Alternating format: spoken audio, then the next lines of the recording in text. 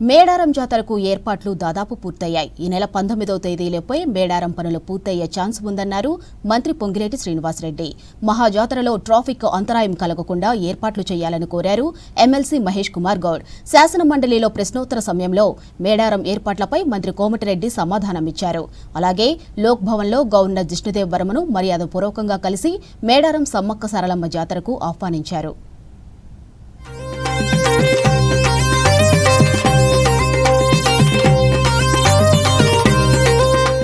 మేడారంలో 500 ఏళ్ల వరకు కట్టడాలు నిలిచిపోతాయన్నారు ఎమ్మెల్సీ మహేష్ కుమార్ గౌడ్.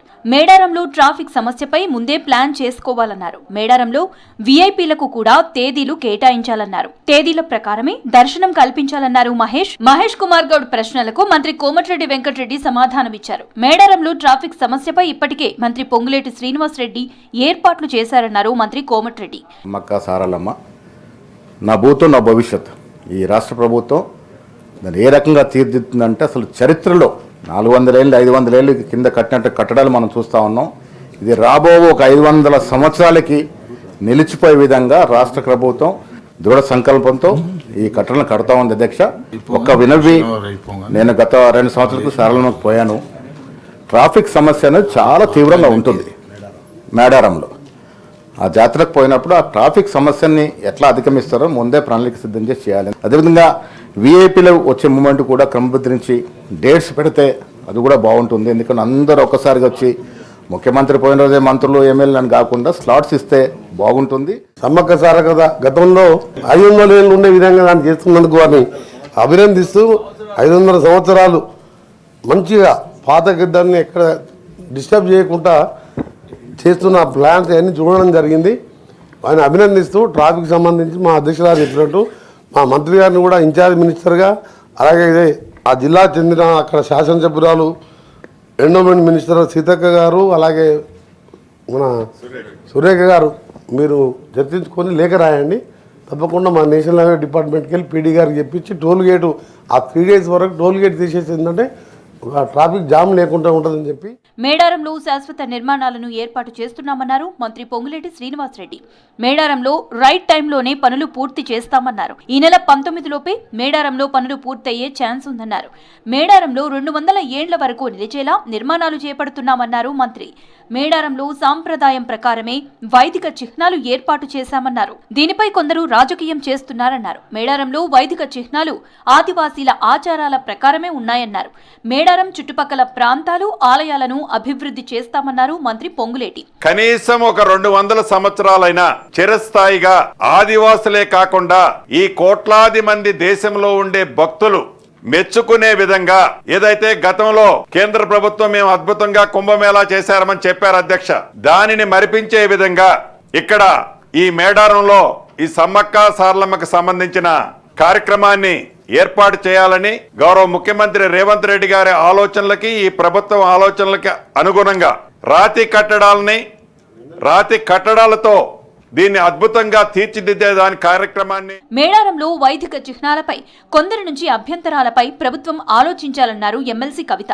మేడారంలో వైదిక చిహ్నాలపై ప్రభుత్వం మరోసారి పునరాలోచించాలన్నారు. గిరిజన ఆదివాసీల సంప్రదాయాలను గౌరవించాలన్నారు కవిత. 2 ఏళ్లకోసారి అమ్మవారి అడవిలోంచి రావాలి, రోజు అక్కడ పూజలు చేయడం అన్నది సంస్కృతి కాదు అధ్యక్ష. ఫండమెంటలీ ఎండోమెంట్స్ టేక్ ఓవర్ చేయడం అన్నదే కరెక్ట్ కాదు అధ్యక్ష. ట్రైబల్ వెల్ఫేర్ వాళ్ళు ఈ మొత్తం ఇష్యూని కూడా టేకప్ చేస్తే ఆ గిరిజన సంస్కృతిని రెస్పెక్ట్ చేసే విధంగా ఉంటుంది అధ్యక్ష. ఎప్పుడైతే ఎండోమెంట్ వస్తుందో ఆ తర్వాత హుండీ వస్తుందో అధ్యక్ష. హుండీ వచ్చిందంటే కంప్లీట్గా వైదిక సంస్కృతి వైపు కూడా మొత్తం మారిపోయే పరిస్థితి ఉంటుంది అధ్యక్ష. అటువంటి పరిస్థితి రాకుండా దయచేసి గిరిజన ఆదివాసీ సంస్కృతులను గౌరవిస్తూ ఉండే విధంగా సౌకర్యాలు కల్పిద్దాం అధ్యక్ష. But on a permanent basis అక్కడ పెద్ద పెద్ద కన్స్ట్రక్షన్స్ రావడం, 1 ఫారెస్ట్ అధ్యక్ష, 2 టోటల్ సమ్మక్క సారక్క జాతర యొక్క ఆలోచన విధానానికి సంపూర్ణంగా వ్యతిరేకం అధ్యక్ష. I just wanted to put that point across. Thank you. ఈ సందర్భంగా మంత్రులు సీతక్క, కొండా సురేఖ మేడారం జాతరకు అందరినీ ఆహ్వానించారు. లోక్ భవన్ లో గవర్నర్ జిష్ణుదేవ్ వర్మను మర్యాదపూర్వకంగా కలిశారు మంత్రులు. మేడారం సమ్మక్క సారలమ్మ మహాజాతరకు గవర్నర్ ని ఆహ్వానించారు. ఈవో వీరస్వామి మేడారం పూజారులతో కలిసి ఆలయ సంప్రదాయాల ప్రకారం ఆహ్వానం పలికారు. సమ్మక్క సారలమ్మ ఆలయ అభివృద్ధి పనులను గవర్నర్ కు వివరించారు మినిస్టర్లు. ఉపాధి హామీ పథకాన్ని నిర్వీర్యం చేసేందుకు కేంద్రం కుట్ర చేస్తోందన్నారు కాంగ్రెస్ ఎంపీ గడ్డం వంశీకృష్ణ. పెద్దపల్లి జిల్లాలో పర్యటించారు ఎంపీ గడ్డం వంశీకృష్ణ. పలు కార్యక్రమాల్లో పాల్గొని ప్రజల సమస్యలను అడిగి తెలుసుకున్నారు. సింగరేణి కార్మికుల సమస్యలపై పార్లమెంటులో మరోసారి చర్చిస్తానని హామీ ఇచ్చారు. ఇక రామగుండం సింగరేణి ఏరియాలోని గోదావరి కని 11 ఇన్క్లైన్ బొగ్గు గనిని సింగరేణి డ్రెస్ కోడ్లో సందర్శించారు ఎంపీ.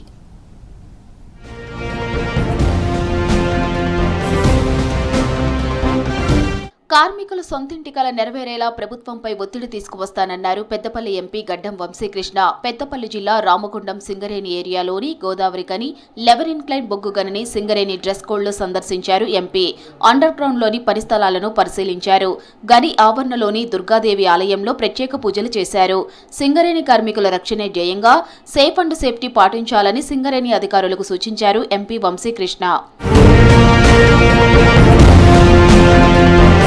ఉపాధి హామీ పథకాన్ని నిర్వీర్యం చేసేందుకు కేంద్రం కుట్ర చేస్తోందన్నారు కాంగ్రెస్ ఎంపీ గడ్డం వంశీకృష్ణ. పెద్దపల్లి జిల్లా కాల్వ శ్రీరాంపూర్ మండలం గంగారం విలేజ్లో పర్యటించారు ఎంపీ వంశీకృష్ణ. గ్రామంలోని పంట పొలంలో వరి నాట్లు వేస్తున్న రైతుల దగ్గరికి వెళ్లి యోగక్షేమాలను అడిగి తెలుసుకున్నారు.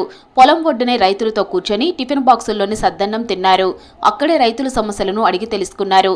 రైతు భరోసా, సన్నధాన్యం బోనస్ ఖాతాలో పడుతున్నాయా అని ఆరా తీశారు. కాంగ్రెస్ సర్కార్ ప్రతిష్టాత్మకంగా అమలు చేసిన రుణమాఫీతో ఎంతమందికి లబ్ధి చేకూరిందన్నారు ఎంపీ వంశీకృష్ణ. ఉపాధి హామీ పథకాన్ని నిర్వీర్యం చేసేందుకు కేంద్రం కుట్ర చేస్తోందన్నారు ఎంపీ వంశీకృష్ణ. పెద్దపల్లి జిల్లా కాలువ శ్రీరాంపూర్ మండలం గంగారం గ్రామంలో పర్యటించారు ఎంపీ. గ్రామంలోని పంట పొలంలో వరి నాట్లు వేస్తున్న రైతుల దగ్గరికి వెళ్లి యోగక్షేమాలను అడిగి తెలుసుకున్నారు. పొలం ఒడ్డునే రైతులతో కూర్చొని టిఫిన్ బాక్సుల్లోని సద్దన్నం తిన్నారు. అక్కడే రైతుల సమస్యలను అడిగి తెలుసుకున్నారు. రైతు భరోసా, సన్నధాన్యం బోనస్ ఖాతాలో పడుతున్నాయా అని ఆరా తీశారు. కాంగ్రెస్ సర్కార్ ప్రతిష్టాత్మకంగా అమలు చేసిన రుణమాఫీతో ఎంతమందికి లబ్ధి చేకూరిందని అడిగి తెలుసుకున్నారు. ఉపాధి హామీ స్కీమ్ పేరు మార్పు, రూల్స్ చేంజ్ పై మోదీ సర్కార్ తీరును రైతులకు వివరించారు ఎంపీ వంశీకృష్ణ. పేదలకు పని భరోసా కల్పిస్తున్న ఉపాధి పథకాన్ని తీసేస్తే ఎట్లా అని రైతులు ఎంపీని ప్రశ్నించారు. ఉపాధి హామీ స్కీమ్ను కొనసాగించేలా కాంగ్రెస్ చేస్తున్న పోరాటాన్ని రైతులకు వివరించారు వంశీకృష్ణ. అనంతరం కూలీలతో కలిసి వరి నాట్లు వేశారు.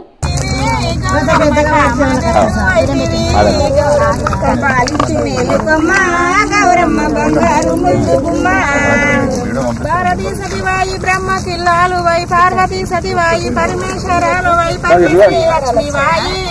సింగరేణి రిటైర్డ్ కార్మికులకు పెన్షన్పై కేంద్ర రాష్ట్ర ప్రభుత్వాలతో చర్చిస్తానన్నారు పెద్దపల్లి ఎంపీ వంశీకృష్ణ. సింగరేణి కార్మికులకు ఐటీ మినహాయింపు, మెడికల్ బోర్డు ఏర్పాటుపై సీఎం రేవంత్ రెడ్డితో మరోసారి చర్చిస్తానని హామీ ఇచ్చారు. రామగుండం సింగరేణి ఏరియా గోదావరి కని ఇన్క్లైన్ బొగ్గు గనిని అధికారులతో కలిసి సందర్శించారు. ఆర్జీవన్ జీఎం లలిత్ కుమార్, సింగరేణి అధికారులు ఎంపీ వంశీకృష్ణకు గ్రాండ్ వెల్కమ్ పలికారు. బొగ్గు గని అండర్ గ్రౌండ్ పని స్థలాలను పరిశీలించారు. కార్మికులతో భేటీలో సమస్యలను అడిగి తెలుసుకున్నారు. రామగిరి మండలం కల్వచర్ల వద్ద రిటైర్డ్ సింగరేణి కార్మికులు ఏర్పాటు చేసిన సమావేశంలో పాల్గొన్నారు ఎంపీ వంశీకృష్ణ. సింగరేణి వర్కరు కార్మికుడు ఒక సర్వీస్ చేస్తున్నాడే అని చెప్పాలి. మన అందరికీ, మన దేశానికి వెలుగునిచ్చే కార్మికుడు. వాళ్ళ సొంతింటి కళ ఏదైతే చెప్పినామో, మాకు మెడికల్ బోర్డు మీద మూవ్మెంట్ లేదని చెప్పి ఈ విషయాలన్నీ గెలిచినప్పటికెళ్ళి ఏ అంశం పైన నాకు అవకాశం దక్కినప్పుడు పార్లమెంట్లో కేవలం సింగరేణి విషయం మీద, సింగరేణి అంశాలపైన మాట్లాడడం జరిగింది. సీఎం గారితో, బట్టి గారితో మాట్లాడి ఈ ఇష్యూ మీద ఏమన్నా మాకు పరిష్కారం కావాలి సార్ అని చెప్పి డెఫినెట్గా రిప్రజెంటేషన్ చేస్తాము. పార్లమెంట్లో అవకాశం వచ్చినప్పుడల్లా సింగరేణి కార్మికుల సమస్యలపై గళమెత్తుతున్నట్లు చెప్పారు. కార్మికుల సొంతింటి కల నెరవేరేలా ప్రభుత్వంపై ఒత్తిడి తెస్తానన్నారు. కార్మికుల రక్షణ కోసం అన్ని చర్యలు చేపట్టాలన్నారు.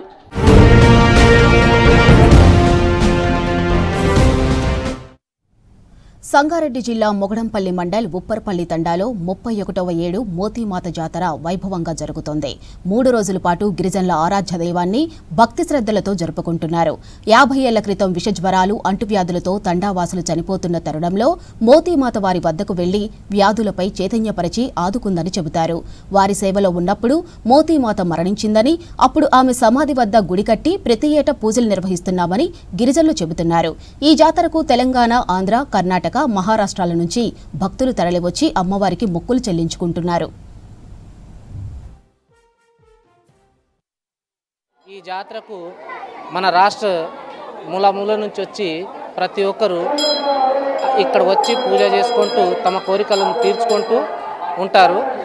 ఈమె యొక్క మహిమ చాలా గొప్పది. ఈ మాతవారు మనకి ఏ సమస్యలు ఉన్నా ఆమె క్షణంలో తీరుస్తుందనే నమ్మకంతో ప్రజలందరూ కూడా ప్రతి సంవత్సరము ఈ ప్రాంతానికి వచ్చి పూజలు జరుపుకుంటూ వారి వారి యొక్క కోరికలను తీర్చుకుంటూ ప్రతి సంవత్సరం ఘనంగా, అంటే మన రాష్ట్రంలో ఈ రకంగా ఏడుపాయల జాతర కూడా ఇదే రకంగా జరుగుతుంది కాబట్టి దానికి దీటుగా ఈ జాతర కూడా జరుగుతుంది. దీనికి ఈ జాతరకు గాను మహారాష్ట్ర, కర్ణాటక, మన ఆంధ్ర, తమిళనాడు నుంచి ప్రజలు వచ్చి బ్రహ్మాండంగా జరుపుకుంటారండి. వాళ్ళ పిల్ల పాపాలకు వాళ్ళ కష్ట సుఖాల ఎంత ఉంటుంది అమ్మవారు, ఎంత మంచిగా దినాదినానికి ఇంత పెద్దగా జాతర అవుతున్నదంటే అమ్మవారు శక్తి ఒక భక్తి ఉండదు కాబట్టి ఇంత పెద్ద జాతర అవుతున్నది. ఏ పని చేసినా అమ్మవారికి మొక్కే చేస్తాం మేము. ఒక ఏ పని చేసినా అమ్మవారికి చెప్పి ఈ అమ్మ ఇది ఇంత కావాలి మాకు అంటే వెంటనే మాకు ఇస్తుందని మాకు నమ్మకం పడతాం మేము. ఈ అమ్మవారు సత్యమైన అమ్మవారు ఉంది. మాకు ఇక్కడికి వచ్చినందుకు మాకు అన్ని మంచిగానే జరుగుతున్నాయి కాబట్టి మేము 7 ఏళ్ల నుండి ఇక్కడికి వస్తున్నాము. మా పాప మంచిగా మాకు ఇల్లు అయిపోయింది. ఇక్కడికి వచ్చి నుండి మా పాప మంచి పాస్ అయ్యి మంచి జాబ్ రావాలని కోరుకుంటున్నాము. అనుకున్న పనులు చక్కగా అవుతాయి. ఈ తల్లిని మొక్కినోళ్ళు ఎవ్వరు కూడా లాభమే పొందుతారు. రాష్ట్రంలో చలి తగ్గింది. సాధారణ శీతాకాల వాతావరణం కొనసాగుతుంది. శీతాగాలుల ప్రభావం లేకపోయినా దట్టమైన మంచు కురుస్తోంది. మరో 2-3 రోజుల పాటు పొగమంచు అధికంగా ఉండే అవకాశం ఉందని తెలిపింది ఐఎండీ. అయితే ఉత్తర మధ్య తెలంగాణలో 1-2 డిగ్రీల ఉష్ణోగ్రతలు తగ్గే ఛాన్స్ ఉందని చెప్పింది. కానీ డిసెంబర్లో ఉన్నంత చలి తీవ్రత ఈ నెలలో ఉండబోదని, వచ్చే వారం వరకు శీతలగాలులు వీచే అవకాశం లేదని ప్రకటించింది. అయితే పొగమంచుతో విజిబిలిటీ పడిపోతుందని, వాహనదారులు జాగ్రత్తగా ఉండాలని వాతావరణ శాఖ అధికారులు తెలిపారు. డిసెంబర్ మొదటి వారం నుంచి ఇంచుమించు చివరి వరకు కూడా రాష్ట్ర వ్యాప్తంగా మనం కోల్డ్ వేవ్ పరిస్థితులు, సివియర్ కోల్డ్ వేవ్ పరిస్థితులు, ముఖ్యంగా మనకి ఉత్తర తెలంగాణ, మధ్య తెలంగాణ, అలాగే మన సిటీ శివారు ప్రాంతాల్లో కూడా చాలా చోట్ల సింగిల్ డిజిట్ టెంపరేచర్లు కూడా వెళ్ళటం చూసాము.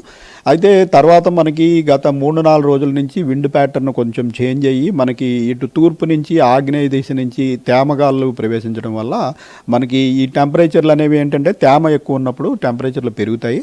మనకి మినిమం టెంపరేచర్లో గత 10 రోజుల క్రితం నుంచి చూసినట్టయితే 4-5 డిగ్రీలు రాష్ట్ర వ్యాప్తంగా పెరిగాయి. కానీ ఇంత తక్కువ టెంపరేచర్లు ఉన్నప్పుడు ఇలా తేమగాళ్ళు ప్రవేశిస్తే మనకి తెల్లవారుజాము సమయంలో మనకి పొగమంచు అనేది ఎక్కువ ఏర్పడుతూ ఉంటుంది. సో గత 4-5 రోజుల నుంచి మనము ముఖ్యంగా ఉత్తర తెలంగాణ, అలాగే మధ్య తెలంగాణ, మన సిటీ శివారు ప్రాంతాల్లో కూడా బాగా దట్టమైన పొగమంచు ఏర్పడటం చూస్తున్నాము. ఈ పొగమంచు అనేది మరొక 2-3 రోజులు కూడా ఇలా కొనసాగే అవకాశం ఉంది. ప్రస్తుతం వస్తున్నటువంటి తూర్పు గాలులు కొంచెం చేంజ్ అయ్యి ఒక 3-4 రోజుల తర్వాత మళ్ళీ కొంచెం నార్త్ ఈస్ట్ అంటే ఇటు ఈశాన్య గాలులు కానీ ఉత్తర గాలులు కానీ స్వల్పంగా ప్రవేశించే అవకాశం ఉంది. దీనివల్ల మనకి ఉత్తర తెలంగాణ ప్రాంతంలో, అలాగే మధ్య తెలంగాణ ప్రాంతంలో ప్రస్తుతం ఉన్న స్థాయి నుంచి ఒక 1-2 డిగ్రీలు, కొన్ని చోట్ల 3 డిగ్రీల వరకు కూడా టెంపరేచర్లు తగ్గే అవకాశం ఉంది. అయితే ఇప్పుడు ప్రస్తుతం మనకి నార్మల్ టెంపరేచర్లు కూడా మనకి తెలంగాణ వ్యాప్తంగా, మనకి ఆదిలాబాద్లో కూడా ప్రస్తుతం మనకి లాంగ్ టర్మ్ యావరేజ్ 12 డిగ్రీస్. ఈరోజు కూడా మనకి 12 డిగ్రీస్ నమోదైంది. ఈ గాలులు మళ్ళీ చేంజ్ అయితే మళ్ళీ 1-2 డిగ్రీలు తగ్గే అవకాశం ఉంది. అయితే డిసెంబర్ స్థాయిలో మళ్ళీ అంత చలి ఉంటుందని ప్రస్తుతం మనం భావించడం లేదు. సింగిల్ డిజిట్ అంటే ఇప్పుడు మనకి ఒక 3 రోజుల తర్వాత మనకి ఉత్తర తెలంగాణ ప్రాంతంలో, ఈ ఆదిలాబాద్, కుమ్రంభీం ప్రాంతంలో 1-2 రోజుల పాటు మళ్ళీ కొంచెం ఇప్పుడు అరౌండ్ 12-13 డిగ్రీస్ నడుస్తుంది. ఒక 2-3 డిగ్రీలు తగ్గినట్టయితే 8-9 డిగ్రీలు 1-2 రోజులు వెళ్ళే అవకాశం ఉంటుంది. మన సిటీ ప్రాంతంలో మనం ప్రస్తుతం 17-18 డిగ్రీల ప్రాంతంలో ఉన్నాము. అలాగే శివారు ప్రాంతాల్లో చూసినట్టయితే 12-13 డిగ్రీల్లో ఉన్నాము. 1-2 డిగ్రీలు తగ్గినట్టయితే శివారు ప్రాంతాల్లో 10 డిగ్రీల వరకు పోయే అవకాశం ఉంటుంది. అలాగే మన సిటీ అబ్జర్వేటరీ ప్రాంతంలో ఇంచుమించు 13-15 డిగ్రీలు ఒక 2-3 రోజులు టెంపరేచర్లు ఉండే అవకాశం ఉంటుంది. అయితే ఇంచుమించు ఈ సంక్రాంతి పండుగ తర్వాత మనకి ఇంకా పూర్తిగా మళ్ళీ టెంపరేచర్లు అనేవి గ్రాడ్యువల్గా రైజ్ అయ్యి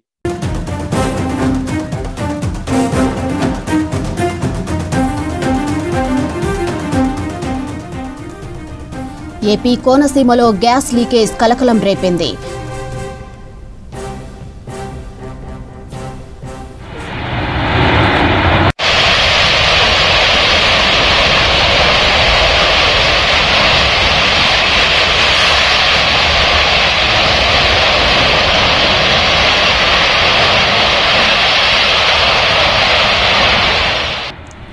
రైట్గా బ్రేకింగ్ చూస్తున్నాం. ఏపీ కోనసీమలో గ్యాస్ లీకేజ్ కలకలం రేపింది.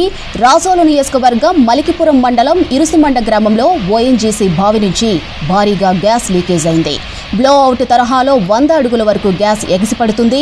గ్యాస్ లీకేజీను అదుపు చేసేందుకు ప్రయత్నిస్తూ ఉండగా భారీగా మంటలు అలుముకున్నాయి.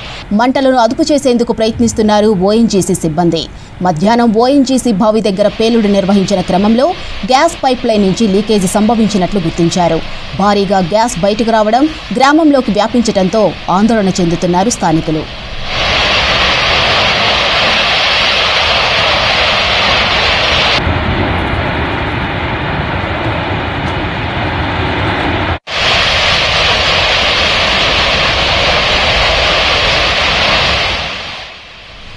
ఓఎన్జీసీ డ్రిల్ సైట్ నుంచి గ్యాస్ లీకేజీపై ఆరా తీశారు సీఎం చంద్రబాబు. ఘటనపై మంత్రులు అచ్చెన్నాయుడు, వాసంశెట్టి సుభాష్ అధికారులతో మాట్లాడారు.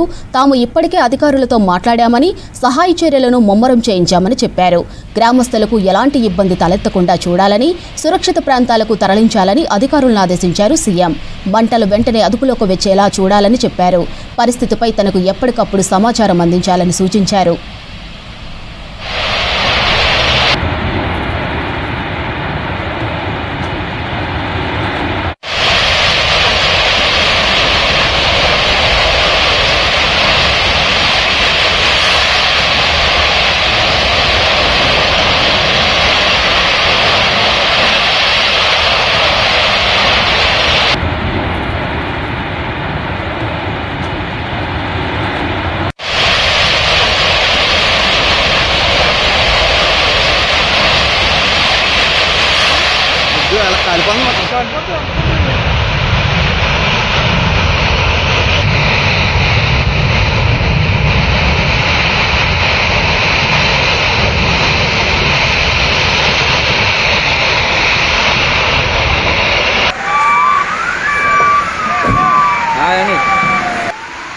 గ్యాస్ మయమైపోయింది మొత్తం అంతాను. గ్యాస్ బ్లాస్ట్ అయిపోయింది. ప్రజలు మాత్రం ఎలక్ట్గా ఉండాలని కోరుతున్నాను నేను. మీరు ఎట్టి పరిస్థితుల్లోనూ ఇది అంత దగ్గరికి వెళ్ళలేని పరిస్థితి, ఏమాత్రం బాగలేదు. ఏపీ కోనసీమలో గ్యాస్ లీకేజ్ కలకలం రేపింది. రాజోలు నియోజకవర్గం మలికిపురం మండలం ఇరుసుమండ గ్రామంలో ఓఎన్జీసీ బావి నుంచి భారీగా గ్యాస్ లీకేజ్ అయింది. బ్లోఅవుట్ తరహాలో 100 అడుగుల వరకు గ్యాస్ ఎగిసిపడుతుంది. గ్యాస్ లీకేజీను అదుపు చేసేందుకు ప్రయత్నిస్తూ ఉండగా భారీగా మంటలు అలుముకున్నాయి. మంటలను అదుపు చేసేందుకు ప్రయత్నిస్తున్నారు ఓఎన్జీసీ సిబ్బంది. మధ్యాహ్నం ఓఎన్జీసీ బావి దగ్గర పేలుడు నిర్వహించిన క్రమంలో గ్యాస్ పైప్ లైన్ నుంచి లీకేజ్ సంభవించినట్లు గుర్తించారు. భారీగా గ్యాస్ బయటకు రావడం గ్రామంలోకి వ్యాపించడంతో ఆందోళన చెందుతున్నారు స్థానికులు.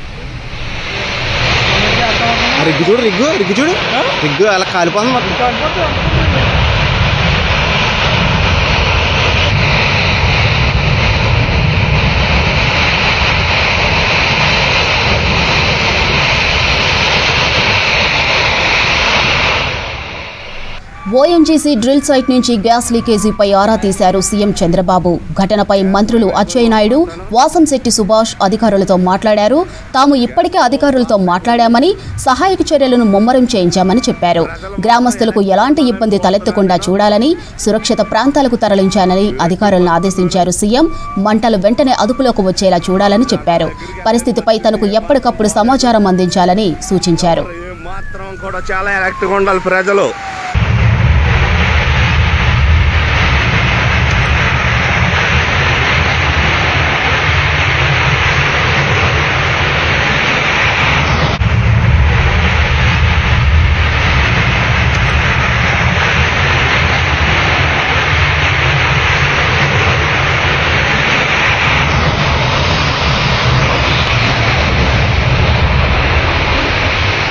తమకు ప్యాకేజీ ముఖ్యం కాదని, ప్రపంచానికి అవసరమయ్యే ఇన్నోవేటర్లను తయారు చేయడమే ముఖ్యమని తెలిపారు ఐఐటి హైదరాబాద్ డైరెక్టర్ మూర్తి. తమ విద్యార్థికి 2.5 కోట్ల ప్యాకేజీ రావటం మంచి విషయమన్నారు.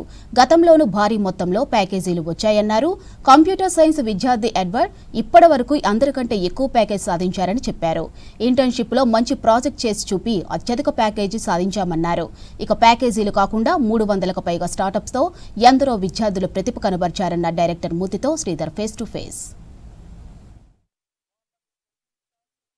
ఐఐటి హైదరాబాద్లో ఇప్పుడు 2.5 crores ప్యాకేజీతో ఒక సంచలనంగా మారింది ఒక విద్యార్థిది. సో దాని గురించి ఐఐటి డైరెక్టర్ మూర్తి గారు మనతో ఉన్నారు. సార్ చెప్పండి సార్, ఇప్పుడు 2.5 కోట్ల ప్యాకేజీతో ఒక విద్యార్థి ప్లేస్మెంట్ తీసుకున్నారు, దాన్ని ఎట్లా చూస్తారు సార్? ఐఐటి హైదరాబాద్లో మేము ప్యాకేజీల గురించి మాట్లాడాం sir. To be honest with you, in fact to tell you, ఈ ప్యాకేజీ ఇంత అనే విషయం మాకు దాదాపు 4-5 నెలల ముందే తెలుసు. మేము ఎవరికీ అనౌన్స్ చేయలేదు. ఎందుకంటే మా కోరిక ఏంటంటే ఒక ఐఐటి లాంటి ప్రదేశంలో బ్రిలియంట్ స్టూడెంట్స్ని ముందుకు తీసుకురావాలి, వాళ్ళని బాగా ట్రైన్ చేసి best workers for the whole world లాగా తయారు చేయాలన్న కోరిక. అలాగే వాళ్ళల్లోంచి ఇన్నోవేషన్స్ బయట తీసుకొచ్చి వాళ్ళని ఇన్నోవేటర్స్గా తయారు చేయాలని కోరిక. ఐఐటి హైదరాబాద్లో మీరు చూస్తే అమౌంట్ ఆఫ్ ఇన్నోవేషన్ జరుగుతోంది. ఇది సెకండ్ జనరేషన్ ఐఐటీస్లో నా ఉద్దేశంలో ఇంత లెవెల్ ఎక్కడ జరగట్లేదు. అది మా కోరిక. లాస్ట్ 5-6 ఏళ్లలో 330 స్టార్టప్లు బయటకు వచ్చాయి, 1500 కోట్ల రెవెన్యూ బయటకు వచ్చింది. అంటే ఇదంతా ఆ స్టూడెంట్ని అలా తీర్చిదిద్దటం వల్ల, ఆ తీర్చిదిద్దటం గురించి మా ఫోకస్ ఎక్కువ ఉంటుంది. ఓకే, వాళ్ళకి ఫ్రాక్టల్ అకాడమిక్స్ ద్వారా, okay, free and flexible academics ద్వారా ఎలా వాళ్ళకి ఓవరాల్ పర్సనాలిటీని గ్రోత్ చేయాలి, సో దట్ వాళ్ళకి ఇండియాకి మనం ఎలా ఉపయోగపడగలం అనేది ఆలోచించాలన్న ఉద్దేశంతో మేము చేయటమే తప్పితే ఈ ప్యాకేజీల గురించి మేము చాలా తక్కువ మాట్లాడతాం. ఇప్పుడు 2.5 కోట్లు అంటున్నారు, గతంలో కూడా ఇట్లా వచ్చాయా? చాలా ఇంకా ఉంటాయి. ప్రతి సంవత్సరము ఏదో ఒక ఉన్న అందరు స్టూడెంట్కి సేమ్ ప్యాకేజ్ రాదు. కొంతమందికి ఎక్కువ వస్తుంది, కొంతమంది తక్కువ వస్తుంది. అది ఆ కంపెనీని బట్టి ఉంటుంది, ఆ స్టూడెంట్ని బట్టి ఉంటుంది. సో ఆ విధంగా డెఫినెట్గా హై ప్యాకేజీలు వచ్చిన వాళ్ళు ఇంతకుముందు కూడా ఉన్నారు. బట్ ఇంతవరకు మా ఐఐటి హైదరాబాద్లో ఇది హైయెస్ట్ అనుకుంటాం. అతను computer science student, so Edward అని అతని పేరు. ఓకే, సో అతను మన దగ్గర నేర్చుకున్న దాన్ని బట్టి అతను ఒక మంచి ప్రాజెక్ట్ వాళ్ళకి చేసి చూపించాడు. ఆ చూపించిన ప్రాజెక్ట్ని చూసి వాళ్ళు ఇంప్రెస్ అయ్యి అతనికి ఇచ్చిన డబ్బులు. ఓకే, అంటే ఈ ఓవరాల్గా స్టూడెంట్స్కి ఏం చెప్తారు సార్, పేరెంట్స్ కానీ దీని అంతా చూసి? ఉద్దేశం ఏంటంటే ప్రతి పేరెంటు వాళ్ళ పిల్లలకి మనము మన దేశానికి ఎలా ఉపయోగపడతాం అన్న దాని గురించే ఫోకస్ చేసి, దేశం వికసిత భారత్ అవ్వాలంటే ఏం చేయాలి దాని గురించి ప్రతి ఒక్కళ్ళం మనం ఆలోచించడం మొదలు పెడితే దేశం మారుతుందండి, డెఫినెట్గా మారుతుంది. ఇంకా ఎట్లాంటి ఆపర్చునిటీస్ ఇందాక మీరు చెప్తున్నారు, ఇది మేము ప్రతి సెమిస్టరు మన స్టూడెంట్లకి మీకేమైనా బ్రిలియంట్ ఐడియాస్ ఉన్నాయా అని చూసుకొని వాళ్ళకి డబ్బులు ఇవ్వటం, మేము ఫండింగ్ ఇవ్వటం, మెంటర్షిప్ ఇవ్వటం, ఇవన్నీ చేస్తూ ఉంటాం. ఇలాంటివన్నీ ఇన్ఫ్యాక్ట్ ఈ సంవత్సరం మొన్ననే ఒక ఇన్నోవేషన్ మీట్ కండక్ట్ చేసాం, ఇంటర్ ఐఐటి ఇన్నోవేషన్ మీట్ అని. ఒక 100 మంది స్టూడెంట్లు వాళ్ళ ప్రాజెక్టులని రకరకాల ఐఐటీస్ నుంచి తీసుకొచ్చి వాళ్ళ చేత షోకేసింగ్ చేయించి చేసాం. ఇలా బయట అన్ని ఐఐటీల నుంచి 23 ఐఐటీల నుంచి వచ్చారు. ఇది ఐఐటి హైదరాబాద్కి సంబంధించినటువంటి ఏదైతే విద్యార్థి 2.5 కోట్ల ప్యాకేజీ సాధించారో దాని గురించి. ఆ ప్యాకేజీ ఇంపార్టెంట్ కాదు, ప్రత్యేకించి ఇక్కడ ప్రొడక్టివిటీ ఇంపార్టెంట్. ఇక్కడ చాలామంది విద్యార్థులు కావచ్చు, వీరంతా కూడా ఇప్పటికే 300లకు పైగా స్టార్టప్ కంపెనీలతో తమ ప్రతిభ కనపరిచారని, ప్రతి ఏటా కూడా ఇట్లాంటి భారీ ప్యాకేజీలతో విద్యార్థులు వస్తున్నారంటూ కూడా ఐఐటి డైరెక్టర్ మూర్తి చెప్తున్నారు. కెమెరామెన్ రాజుతో శ్రీధర్ విజ్ఞన్స్, ఐఐటి హైదరాబాద్. రాష్ట్రంలో వరి సాగు విస్తీర్ణం ఏటా పెరుగుతూ వస్తోంది. విస్తీర్ణం పెరుగుతున్న సమయంలోనే కూలీల కొరత అన్నదాతలను తీవ్రంగా వేధిస్తోంది. దీంతో రైతులు నాట్లు వేయడానికి ఆల్టర్నేట్ మార్గాలు చూస్తున్నారు. పెద్దపల్లి, మంచిర్యాల, జగిత్యాల జిల్లాలో వరి నాట్లు జోరందుకున్న వేళ ఇతర రాష్ట్రాల నుంచి మగ కూలీలను తీసుకువచ్చి నాట్లు వేయిస్తున్నారు. ఖర్చు తగ్గడంతో పాటు సమయం కూడా ఆదా అవుతుందని రైతులు వలస కూలీల వైపే మొగ్గు చూపుతున్నారు.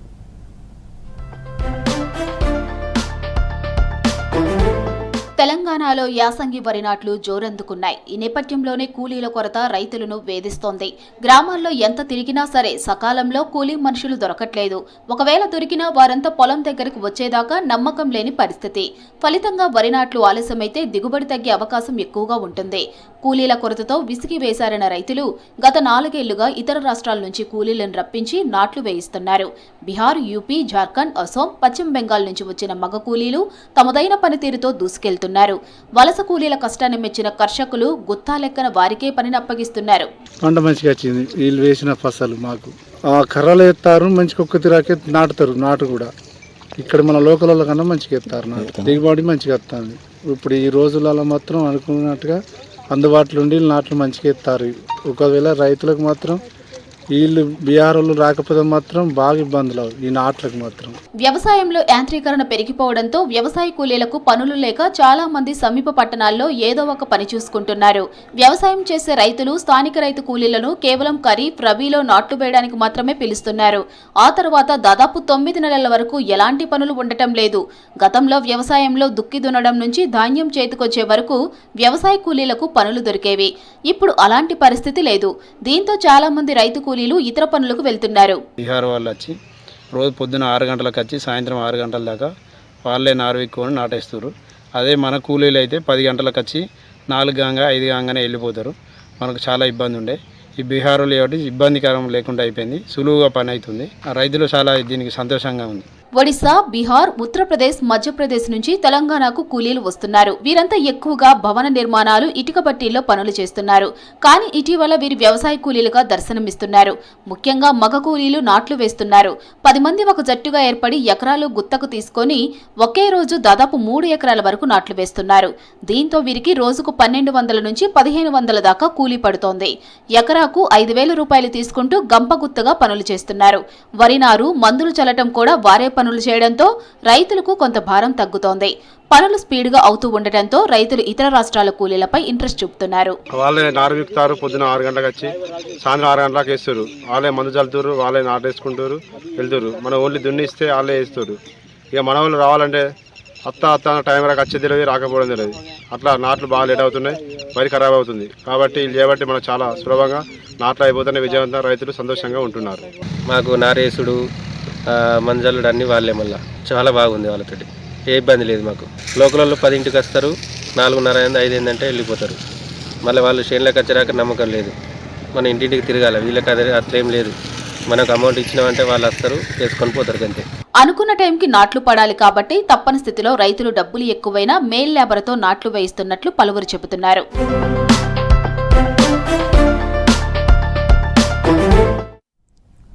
వనపర్తి జిల్లా ఘనపురం మండలం రైసు మిల్లుపై విజిలెన్స్ అధికారులు దాడులు నిర్వహించారు. సోలీపూర్ సమీపంలోని Sindhu agro, Sindhu order traders, నవ్వా ట్రేడర్స్ రైస్ మిల్లులోని ధాన్యం నిల్వలను తనిఖీ చేశారు. 3 రైసు మిల్లులకి సంబంధించిన ధాన్యం ఒకే దగ్గర నిల్వ ఉండటంపై పలు అనుమానాలు వ్యక్తం చేశారు. మిల్లులకు సంబంధించిన లావాదేవీలపై ప్రత్యేక అధికారులు ఆరా తీస్తున్నారు. మరో 2-3 రోజుల పాటు తనిఖీలు చేస్తామన్నారు. సోదాల్లో వనపర్తి జిల్లా పౌర సరఫరా శాఖ అధికారులు పాల్గొన్నారు.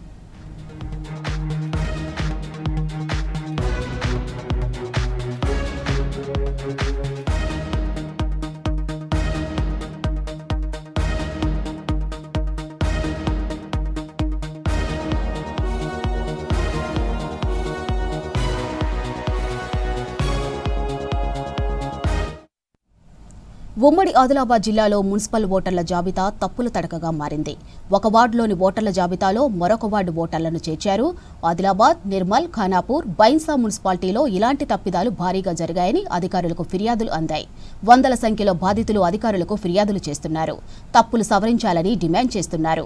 అక్రమంగా వేల మంది ఓటర్లను చేర్చారని, ఆ ఓట్లను తొలగించాలంటున్నారు.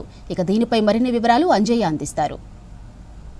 ఉమ్మడి ఆదిలాబాద్ జిల్లా మున్సిపాలిటీల్లో ఓటర్ జాబితాలో అక్రమాలు జరిగాయని అభ్యర్థులు ఆందోళన వ్యక్తం చేస్తున్నారు. అనేక మంది ఫిర్యాదులు చేస్తున్నారు. ముఖ్యంగా అక్రమాలను సరిదిద్దాలి, ఒక ప్రాంతంలో ఉన్న ఓటర్లను మరొక ప్రాంతంలో తీసుకొచ్చి జత చేశారు, కలిపారని ఎవరైతే అభ్యర్థులందరూ ఆవేదన వ్యక్తం చేస్తున్నారు. అదేవిధంగా ఏదైతే ఆ అక్రమాలను సరిదిద్దడానికి ఎలక్షన్కు సంబంధించిన అధికారులు ప్రత్యేకంగా సేల్స్ ఏర్పాటు చేశారో, ఆ సేల్ ఏవైతే ఏర్పాటు చేసిండో వాటికి వచ్చి అభ్యర్థులు ఫిర్యాదు చేస్తున్నారు. ముఖ్యంగా ఉమ్మడి ఆదిలాబాద్ జిల్లాలోని నిర్మల్ జిల్లా, అదేవిధంగా ఖానాపూర్, ఏదైతే బైన్సా, ఆదిలాబాద్ జిల్లాలోని ఆదిలాబాద్ మున్సిపాలిటీలో అనేక వందల ఫిర్యాదులు చేస్తున్నారు. ఫిర్యాదుదారులు వచ్చి ఎవరైతే అధికారులకు ఫిర్యాదు చేస్తున్నారు. ముఖ్యంగా తప్పుడుల తడకగా ఉంది. ఒక ప్రాంతానికి సంబంధించిన ఓటర్లను మరొక ప్రాంతంలో ఓటర్లను కలిపారంటూ అభ్యర్థులు, అదేవిధంగా ఎన్నికల్లో ఒకసారి పోటీ చేసిన కౌన్సిలర్స్ కూడా ఎవరైతే మున్సిపాలిటీకి సంబంధించిన కమిషనర్స్కి కానీ, అదేవిధంగా ప్రత్యేకంగా ఎవరైతే ఫిర్యాదు ఫిర్యాదులు తీసుకునే అధికారులకి ఫిర్యాదు చేస్తున్నారు. మనం ప్రస్తుతం ఆదిలాబాద్ జిల్లా కేంద్రంలోని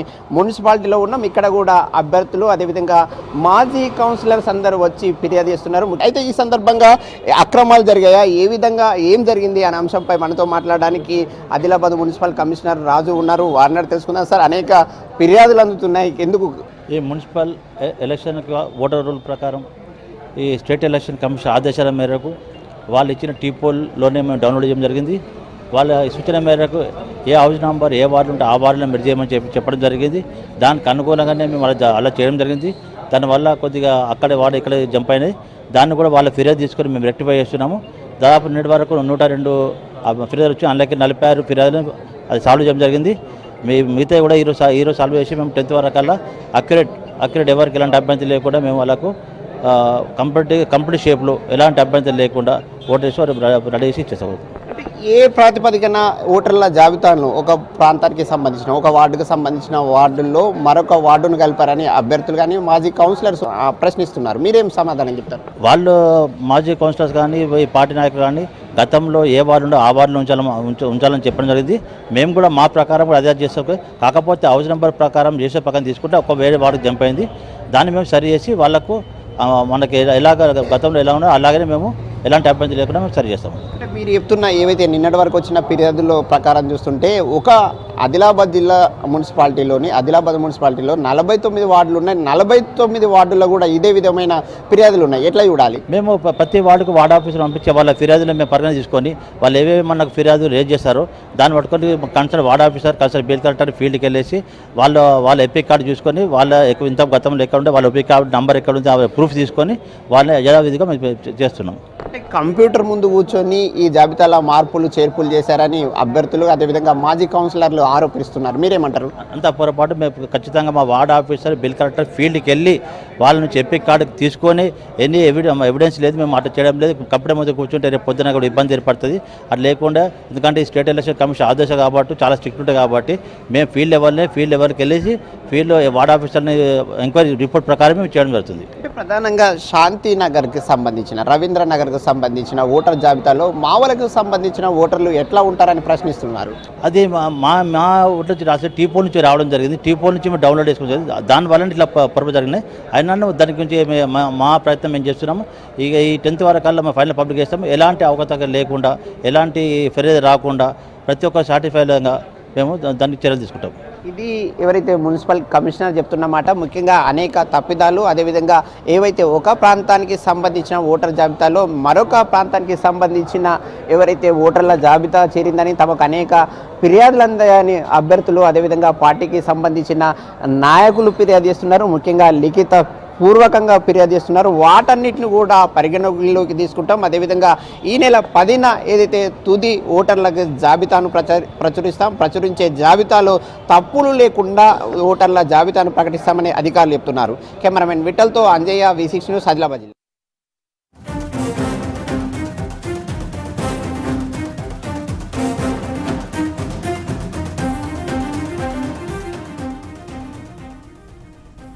అసెంబ్లీ నుంచి ప్రసాద్ ల్యాబ్కి ఆర్టీసీ బస్సులో బయలుదేరారు CM Revanth Reddy, deputy CM, మంత్రులు, ఎమ్మెల్యేలు, ఎమ్మెల్సీలు. ప్రసాద్ ల్యాబ్లో హిందూ నుంచి తెలుగులోకి అనువదించిన పూలే సినిమా చూడనున్నారు. అనంత్ మహాదేవన్ ఈ సినిమాకు దర్శకత్వం వహించారు. ముఖ్యమంత్రి, ఉప ముఖ్యమంత్రి, మంత్రులు, ఎమ్మెల్యేలు, ఎమ్మెల్సీలు బస్సులో ప్రసాద్ ల్యాబ్కు వెళ్లడాన్ని అంత ఆసక్తిగా చూశారు.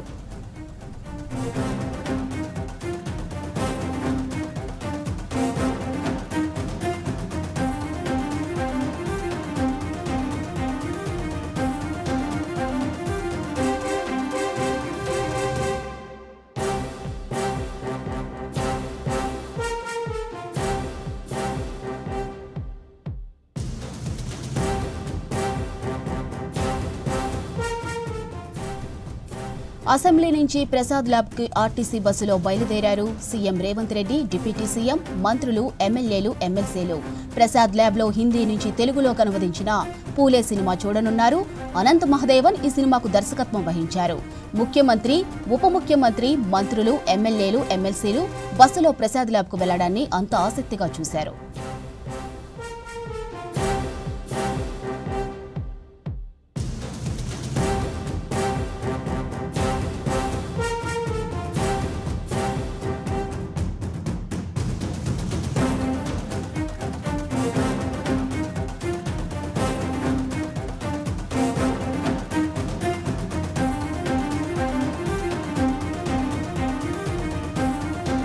దక్షిణ కాశీగా పేరొందిన వేములవాడ శ్రీ రాజరాజేశ్వర స్వామి అనుబంధ ఆలయమైన శ్రీ భీమేశ్వర స్వామి ఆలయంలో శివదీక్షలు ప్రారంభమయ్యాయి.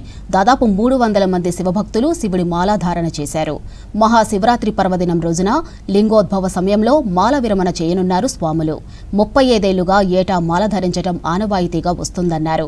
శ్రీశైలంలో మొదలైన శివదీక్షలు వేములవాడ వరకు విస్తరించాయని అర్చకులు తెలిపారు. ఓం నమశివాయ నామస్మరణతో ఆలయ ప్రాంగణం మారుమోగింది.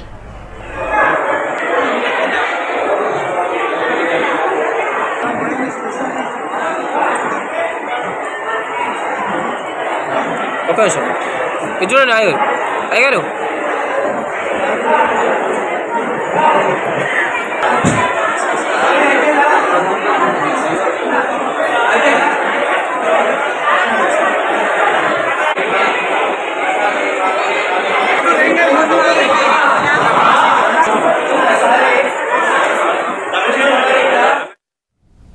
ఇవి బులెటిన్ అప్డేట్స్.